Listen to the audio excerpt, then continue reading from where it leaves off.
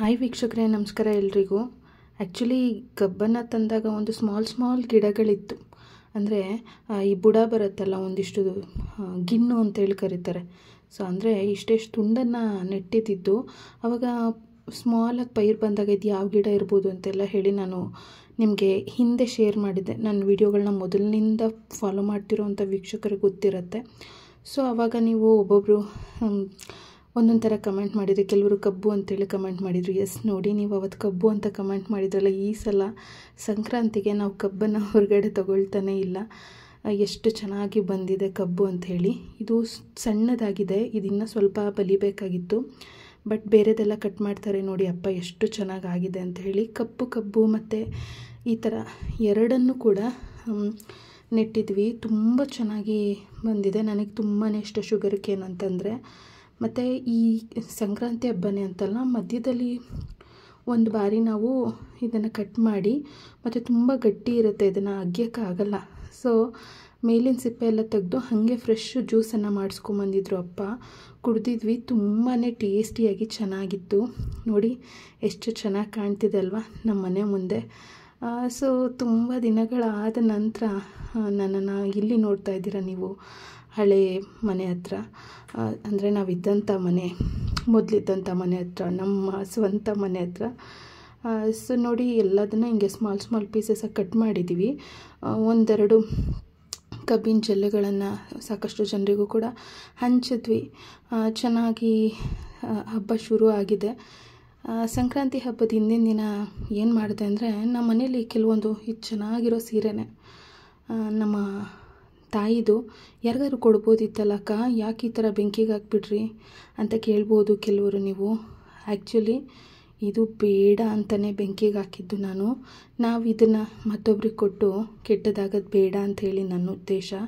ಕೆಲವೊಂದು ನೆಗೆಟಿವ್ ವಸ್ತುಗಳು ಅಂತಿರುತ್ತೆ ಮನೆಯಲ್ಲಿ.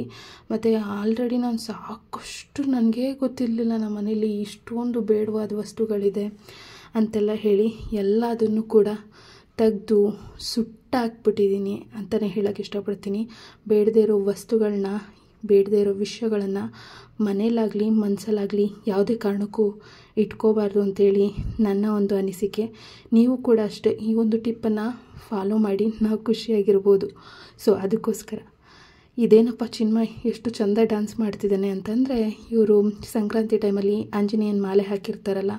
ಸೊ ಮುತ್ತತ್ತಿಗೆ ಹೋಗಿದ್ದಾಗ ನಮ್ಮ ಯಜಮಾನ್ರು ಒಂದು ಕ್ಲಿಪ್ಪಿಂಗನ್ನು ಕಳಿಸಿದ್ರು, ಅದನ್ನು ನಿಮ್ಮ ಜೊತೆಗೆ ಶೇರ್ ಮಾಡ್ಕೊಳ್ತಾ ಇದ್ದೀನಿ.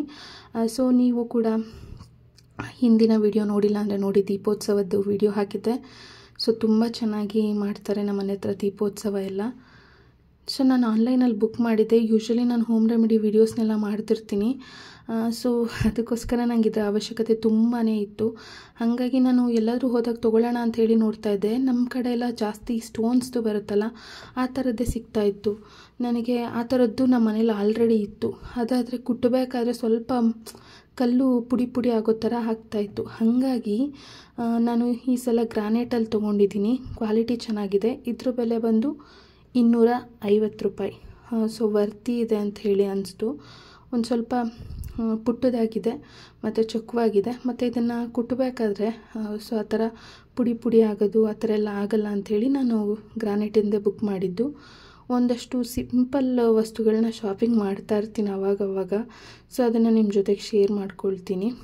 ಈ ಸಲ ಸಂಕ್ರಾಂತಿ ಹಬ್ಬದ ಹಿಂದಿನ ದಿನ ರಾತ್ರಿನೇ ಬಂದುಬಿಟ್ರು. ಯೂಶ್ವಲಿ ಹಬ್ಬದ ದಿನ ಬೆಳಗ್ಗೆ ಈ ಥರ ಬರ್ತಾಯಿದ್ರು. ಈ ಸಲ ಬೇಗ ಬಂದಿದ್ದಾರೆ ನಮ್ಮ ಯಜಮಾನ್ರು ಮತ್ತು ನನ್ನ ದೊಡ್ಡ ಮಗ ಯೋಹಿತನಿಗೆ. ಇನ್ನೂ ನಾವು ಮಾಲೆನ ಹಾಕ್ಸಿಲ್ಲ. ಚಿನ್ಮಯ್ಗೆ ಆಲ್ರೆಡಿ ನೋಡಿ 4 ವರ್ಷದಿಂದ ಆಂಜನೇಯನ ಮಾಲೆನ ಹಾಕ್ತಾ ಇದ್ದಾನೆ. ಸೊ ಇದೇನು ಲೈಟ್ಸ್ ಥರ ತೊಗೊಂಬಂದಿದ್ದಾರೆ. ಸೊ ಅದನ್ನು ಹಾಕಿ ತೋರಿಸ್ತಾ ಇದ್ರು ನನ್ನ ಜೊತೆಗೆ. ಇನ್ನು ಮುಂದೆ ಜಾಸ್ತಿ ಹೋಮ್ ರೆಮಿಡಿ ವೀಡಿಯೋಸ್, ಈ ಮಕ್ಕಳಿಗೆ ಯೂಸ್ ಆಗೋವಂಥ ಮನೆಮದ್ದುಗಳು, ಈ ಥರ ವೀಡಿಯೋಸ್ನೆಲ್ಲ ಜಾಸ್ತಿ ಶೇರ್ ಮಾಡ್ತೀನಿ. ಸೊ ನಾನು ಅದಕ್ಕೋಸ್ಕರನೇ ಚೆನ್ನಾಗಿರೋ ಕ್ವಾಲಿಟಿ ಇದೆ ತೊಗೊಂಡಿದ್ದು. ನಿಮಗೂ ಕೂಡ ಯೂಸ್ ಆಗುತ್ತೆ. ನೋಡಿ, ಹೋಮ್ ರೆಮಿಡೀಸ್ ಎಲ್ಲ ಟ್ರೈ ಮಾಡಿದ್ರೆ ರಿಸಲ್ಟ್ ಚೆನ್ನಾಗಿರುತ್ತೆ, ಸೈಡ್ ಎಫೆಕ್ಟ್ಸ್ ಇರಲ್ಲ. ಅದನ್ನು ನನ್ನ ಮಕ್ಳಿಗೂ ಕೂಡ ನಾನು ಏನಕ್ಕೆ ಕೊಟ್ಟು ತೋರಿಸ್ತೀನಿ ಅಂದರೆ, ಸೈಡ್ ಎಫೆಕ್ಟ್ಸ್ ಇಲ್ಲ, ಸೇಫ್ ಇದೆ ಅಂತ ಹೇಳಿ. ಕೆಲವರಂತೂ ಪರ್ಸ್ನಲಾಗಿ ಸಾಕಷ್ಟು ವಿಷಯಗಳ ಬಗ್ಗೆ ವಿಡಿಯೋಸ್ ಮಾಡೋದಕ್ಕೆ ಕೇಳಿದ್ದೀರಾ. ನಾನು ಸ್ವಲ್ಪ ಡಿಲೇ ಮಾಡಿರ್ಬೋದು, ಬಟ್ ನಾನು ಆ್ಯಸ್ ಸೂನ್ ಆ್ಯಕ್ಟಿವ್ ಆಗಿ ನೀವು ಏನೇನು ಕೇಳಿದ್ದೀರಾ ನೋಡಿ, ಅದೆಲ್ಲ ವಿಷಯಗಳ ಸಲುವಾಗಿ ನಾನು ಖಂಡಿತವಾಗ್ಲೂ ಇನ್ಮೇಲೆ ಬೇಗ ವೀಡಿಯೋಸ್ನ ಮಾಡಿ ಶೇರ್ ಮಾಡ್ತೀನಿ. ಮತ್ತು ನೋಡಿ ಫ್ರೆಂಡ್ಸ್, ನನಗೀಗ ಹಬ್ಬ ಅಂತಂದರೆ ನೀವು ಹಳೆ ವ್ಲಾಗಲ್ಲೆಲ್ಲ ನೋಡಿರ್ತೀರ ಎಷ್ಟು ಚೆನ್ನಾಗಿ ದೊಡ್ಡ ದೊಡ್ಡ ರಂಗೋಲಿ ಹಾಕೋದು ಈ ಥರ ಎಲ್ಲ ಮಾಡ್ತಾಯಿದ್ದೆ. ಇದು ನಮ್ಮ ಮನೆ ಪಕ್ಕ ಆಂಟಿ ಹಾಕಿದ್ರು ಸಂಕ್ರಾಂತಿದು ಪೊಂಗಲ್, ಅಂದರೆ ಪಾಟಲ್ಲಿ ರಂಗೋಲಿ ಈ ಥರ ಎಲ್ಲ ಚೆನ್ನಾಗಿ, ಅಂದರೆ ಪೊಂಗಲ್ದು ಶೇಪ್, ಈ ಮಡಿಕೆಯಲ್ಲಿ ಪೊಂಗಲ್ ಉಪ್ತಾ ಇರೋದು, ಸೊ ಆ ಥರ. ಸೊ ನನಗೆ ಏನೋ ಒಂಥರ ನಂಗೆ ಅಷ್ಟು ಮನಸ್ಸಿರಲಿಲ್ಲ ಈ ಸಲ ರಂಗೋಲಿ ಹಾಕೋದಕ್ಕೆ. ಮನೆ ಮುಂದೆ ದೊಡ್ಡ ದೊಡ್ಡ ರಂಗೋಲಿ ಕಲರೆಲ್ಲ ಹಾಕ್ತಾಯಿದ್ದೆ. ಈಗ ಏನೋ ಇದು ಟೈಲ್ಸ್ ನೆಲದ ಮೇಲೆ ಒಂದು ಪುಟ್ಟದಾಗ ಹಾಕೋಣ ಅಂತೇಳಿ ಅನಿಸ್ತು. ಬಟ್ ಆಂಟಿ ಚೆನ್ನಾಗಿ ಹಾಕಿದ್ರು, ಅದಕ್ಕೋಸ್ಕರ ನಾನು ನಿಮ್ಮ ಜೊತೆಗೆ ಶೇರ್ ಮಾಡಿದೆ. ಮತ್ತು ಹಬ್ಬದ ದಿನ ಮನೆಯಲ್ಲಿ ಹಬ್ಬದ ಅಡುಗೆ ಮಾಡಿದ್ದೇವೆ. ಖಾರ ಪೊಂಗಲ್, ಸಿಹಿ ಪೊಂಗಲ್, ಮಾಮೂಲಿ ಗೆಣಸು, ಕಡಲೆಕಾಯಿ, ಕಬ್ಬು ಇದೆಲ್ಲ ಬೇಯಿಸಿದ್ದೆ. ಬಟ್ ಪೊಂಗಲ್ ಮಾಡ್ಬೇಕಾದ್ರೆ ಮನೇಲಿ ಏನಾಯಿತು ಅಂತಂದರೆ ಕುಕ್ಕರ್ ಬ್ಲಾಸ್ಟ್ ಆಯಿತು. ದೇವ್ರ ದಯದಿಂದ ಚಿಕ್ಕದ್ರಲ್ಲೇ ಮುಗೀತು. ಸೊ ಆ ಥರ ಎಲ್ಲ ಏನೂ ಆಗಲಿಲ್ಲ. ನಾನು ಸಡನ್ನಾಗಿ ಆಫ್ ಮಾಡಿಬಿಟ್ಟು ಸ್ವಲ್ಪ ದೂರಕ್ಕೆ ಓಡಿ ಬಂದೆ. ಸೆಕೆಂಡ್ ಟೈಮ್ ಇದು, ಎರಡನೇ ಸಲ ಈ ಥರ ಆಗಿದ್ದಿತ್ತು. ಸೊ ಅದನ್ನು ನಾನೆಲ್ಲೂ ಶೂಟ್ ಮಾಡ್ಕೊಂಡಿಲ್ಲ. ಸೊ ಬಟ್ ಆ ಥರ ದುರ್ಘಟನೆ ಆಯಿತು. ಅದೇನೋ ಹೇಳ್ತಾರಲ್ಲ, ತುಂಬ ದೊಡ್ಡದಾಗೋದು ಸಣ್ಣದ್ರಲ್ಲೇ ಮುಗೀತು, ಎಲ್ಲ ದೇವರ ದಯೆ ಅಂತ ಹೇಳೋಕ್ಕೆ ಇಷ್ಟಪಡ್ತೀನಿ. ಸೊ ಹಾಗಾಗಿ ಮನೆಯಲ್ಲಿ ಪೊಂಗಲನ್ನೆಲ್ಲ ತಿಂದ್ಕೊಂಡು ನೆಕ್ಸ್ಟು ಬೆಳಗ್ಗೆನೇ ಇದು ಕೆಲಸ ಎಲ್ಲ ಮುಗಿಸ್ಕೊಂಡಿದ್ವಿ. ನಮ್ಮ ಯಜಮಾನರು ಜಾತ್ರೆಗೆ ಹೋಗೋಣ ಅಂಥೇಳಿ ಇಲ್ಲಿ ಎಮ್ಗೆಪುರದ ಹತ್ರ ತುಂಬ ಗ್ರ್ಯಾಂಡಾಗಿ ಈ ಜಾತ್ರೆ ಮಾಡ್ತಾಯಿದ್ದಾರೆ. ಮತ್ತು ನನ್ನ ಲೈಫಲ್ಲಿ ಯಾವತ್ತೂ ಕೂಡ ಈ ಕುಸ್ತಿ ಅನ್ನೋದನ್ನು ನೋಡಿರಲಿಲ್ಲ.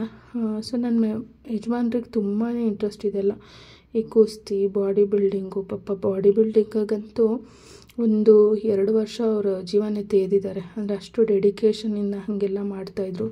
ಅದಕ್ಕೆ ತುಂಬಾ ಹಣ ಎಲ್ಲ ಬೇಕಾಗುತ್ತೆ, ತುಂಬಾ ದುಡ್ಡು ಬೇಕು.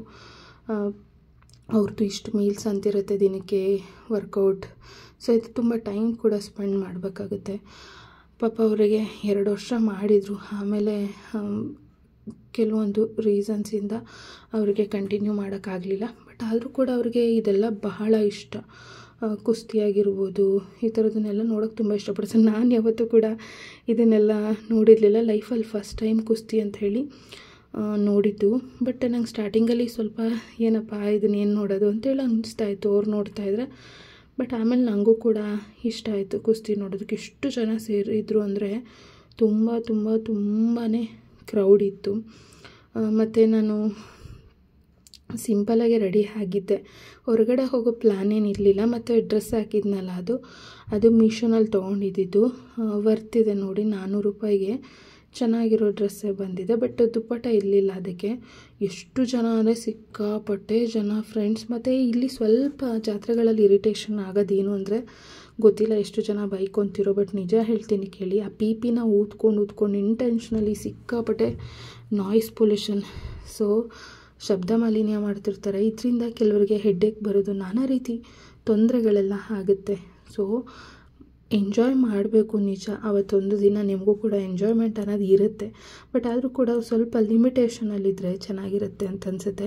ನಾನು ವಾಯ್ಸ್ ಓವರ್ ಕೊಡ್ತಾಯಿದ್ದೀನಿ. ಇನ್ ಕೇಸ್ ನಾನು ಏನಾದ್ರು ವಾಲ್ಯೂಮ್ ಕೊಟ್ಟಿದ್ರೆ ನಿಮಗೆ ವಿಡಿಯೋ ನೋಡೋಕ್ಕಾಗ್ತಿರ್ಲಿಲ್ಲ. ಸೊ ಅಷ್ಟೊಂದು ಗದ್ದಲ ಅನ್ನೋದನ್ನು ಮಾಡ್ತಾಯಿದ್ರು.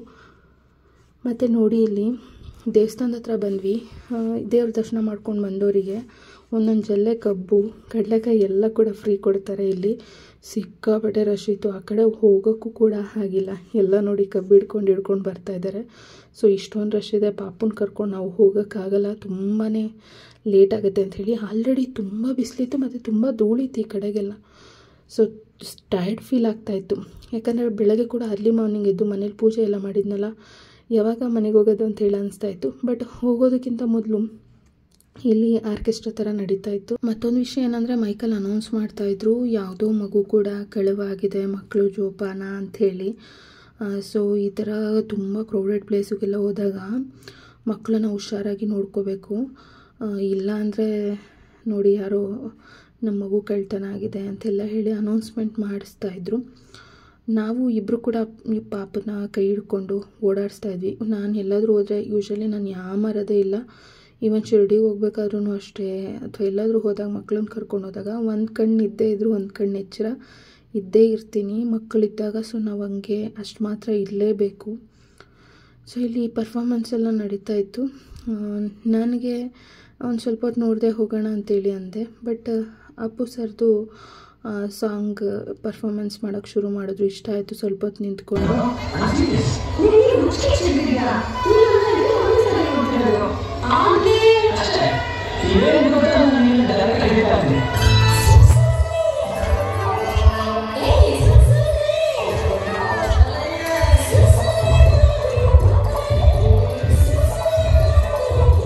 ನೋಡಿದ್ವಿ. ನಾವೇ ಅಂತಲ್ಲ, ಆ ಕಡೆ ಈ ಕಡೆ ಹೋಗೋ ಜನ ಎಲ್ಲ ಬಂದು ನಿಂತ್ಕೊಂಡು ನೋಡ್ತಾಯಿದ್ರು. ಯಾಕಂದರೆ ಚೆನ್ನಾಗಿತ್ತು ಅಪ್ಪು ಸರ್ ಮೂವಿದು ಎಲ್ಲ ಸಾಂಗ್ಗಳು, ಅವ್ರು ತೊಗೊಂಡಿರೋಂಥ ಪ್ರಶಸ್ತಿಗಳು. ಸೊ ಈ ಥರ ಎಲ್ಲ ಹೇಳ್ತಾಯಿದ್ರು. ನನಗಂತೂ ತುಂಬಾ ಇಷ್ಟ. ಪುನೀತ್ ರಾಜ್ಕುಮಾರ್ ಅವರು ಅಂತಂದರೆ ಯಾರು ತಾನೇ ಇಷ್ಟಪಡಲ್ಲ, ಎಲ್ಲರೂ ಕೂಡ ತುಂಬ ಜನ ಫ್ಯಾನ್ಸ್ ಇದ್ದಾರೆ ಅವರಿಗೆ.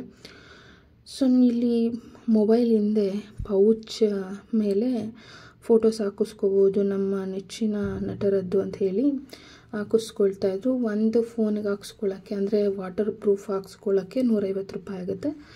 ಜಸ್ಟ್ ಹಾಗೆ ಬರೀ ಫೋಟೋ ಹಾಕ್ಸ್ಕೊತೀವಿ ಅಂದರೆ 50 ಆಗುತ್ತೆ ಅಂತಂದರು. ನಮ್ಮ ಹಸ್ಬೆಂಡ್ ಇದು ಹಾಕ್ಸ್ಕೊಂಡ್ರು. ನಾನು ಯಾವ್ದು ಹಾಕ್ಸ್ಕೊಂಡಿರ್ತೀನಿ, ಯಾವ ನಟ್ರದ್ದು ಹಾಕ್ಸ್ಕೊಂಡಿರ್ತೀನಿ. ನಾನು ಹಾಕ್ಸ್ಕೊಂಡೆ ಅನ್ನೋಕ್ಕಿಂತ ನಮ್ಮ ಯಜಮಾನ್ರು ಹಾಕಿಸ್ಕೊಟ್ರು ನನಗೆ. ಸೊ ಕಮೆಂಟ್ ಮಾಡಿ ತಿಳಿಸಿ ನೋಡೋಣ ವಿಡಿಯೋನ ಇಲ್ಲಿವರೆಗೂ ನೋಡ್ತಾ ಇರೋರು. ಮತ್ತು ಅವ್ರಿಗೆ ಇನ್ನೂ ಒಂದು ಕುಸ್ತಿ ಇಬ್ಬರದು ನಡೆಯೋಕ್ಕೆ ಶುರು ಆಯಿತು. ಬಾ ಒಂದು ಸ್ವಲ್ಪ ಹೊತ್ತು ನೋಡ್ಕೊಂಡು ಹೋಗೋಣ ಅಂತೇಳಿ. ಆ್ಯಕ್ಚುಲಿ ಅವರು ಕುಸ್ತಿ ನೋಡೋಕ್ಕೆ ಅಂತಲೇ ಹೇಳಿ ಮೇಯ್ನ್ ಜಾತ್ರೆಗೆ ಬಂದಿದ್ದು. ತುಂಬ ದೊಡ್ಡ ಜಾತ್ರೆ ಫ್ರೆಂಡ್ಸ್, ಅಪ್ಪ ಸಿಕ್ಕಾಪಟ್ಟೆ ಕ್ರೌಡ್ ಇತ್ತು. ಸೊ ನೀವು ಬೇಲ್ಪುರಿನ ತಿನ್ಕೊಂಡು ಕೂತ್ಕೊಳ್ಳಿ, ನಾನು ನೋಡ್ತೀನಿ ಅಂತಂದರು. ಮೇ ಬಿ ನಮ್ಗೆ ಬೋರ್ ಆಗ್ಬೋದು ಅಂತ.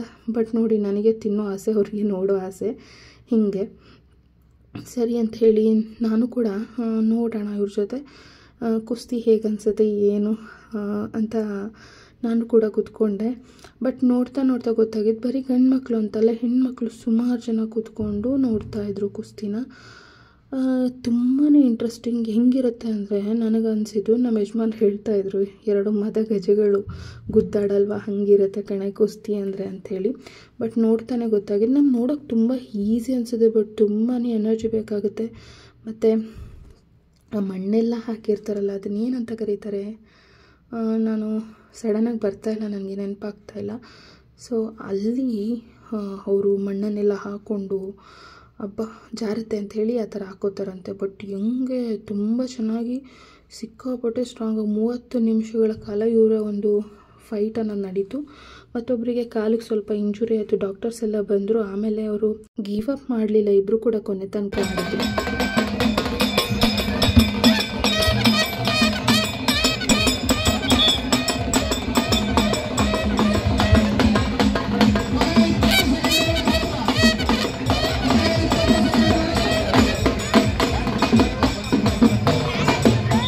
ಪಾಪು ಕೇಳಿದ್ದು ಒಂದು ಆಟ ಸಾಮಾನು ಕೊಡಿಸಿದ್ರು. ಸೊ ಅದು ಕೊಡಿಸಿದ ಮೇಲೆ ಅವನಿಗೆ ಇದನ್ನು ಆಡೋಕ್ಕೆ ಅಂತೇಳಿ ತುಂಬಾ ಇಷ್ಟ ಆಯಿತು. ಅವನಿಗೆ ಈ ಆಟನ ಆಡಿಸ್ಕೊಂಡು, ನಾನು ಈ ಸುತ್ತದೆಲ್ಲ ಆಡೋಕ್ಕೆ ಹೋಗಲಿಲ್ಲ. ಯಾಕಂದರೆ ಅಲ್ಲಿ ಹಿಂದೆ ದೊಡ್ಡದಾಗಿ ಕಾಣಿಸ್ತಿದೆ ನೋಡಿ. ಯಾಕಂದರೆ ನಾನು ವಂಡರ್ ಅಮ್ಯೂಸ್ಮೆಂಟ್ ಪಾರ್ಕು ಹೋಗಿದ್ದಾಗ ವ್ಲಾಗನ್ನು ಎಂಡ್ ಸ್ಕ್ರೀನಲ್ಲಿ ಕೊಡ್ತೀನಿ ನೋಡಿ. ನನಗಂತೂ ಸಿಕ್ಕಾಪಟ್ಟೆ ಎಕ್ಸ್ಪೀರಿಯೆನ್ಸ್ ಆಗಿಬಿಟ್ಟಿದೆ ಅದು, ಅದರಲ್ಲಿ ಹಾಡಿದ್ದು ಒಂದು ಸತಿ.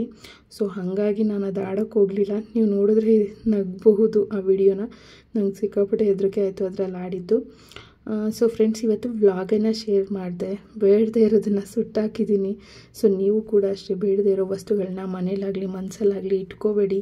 ಸೊ ಆ ನೆಗೆಟಿವ್ ವಸ್ತುಗಳನ್ನು ಮನಸ್ಸಿಂದ ಮನೆಯಿಂದ ಹೊರಹಾಕಿ ಅಂತ ಈ ಒಂದು ವ್ಲಾಗ್ ಮುಖಾಂತರ ತಿಳಿಸ್ತೀನಿ. ಅದಷ್ಟೇ ಅಲ್ಲ, ಎಲ್ಲಾದರೂ ಹೋದಾಗ ಈ ಮಕ್ಕಳನ್ನ ಕರ್ಕೊಂಡು ಹೋಗೋ ವಿಷಯ ಅಂತ ಬಂದಾಗ ಸ್ವಲ್ಪ ರಿಸ್ಕ್ ಆಗುತ್ತೆ. ಬಟ್ ನಾವು ಹೊರಗಡೆ ಹೋದಾಗ ಕರ್ಕೊಂಡು ಹೋದರೆ ಆ ಮಕ್ಕಳು ಕೂಡ, ಅವ್ರಿಗೂ ಕೂಡ ಹೊರಗಿನ ಸಮಾಜ ಅನ್ನೋದು ನೋಡ್ತಾರೆ, ಒಂದು ನಾಲೆಜ್ ಅನ್ನೋದು ಬರುತ್ತೆ.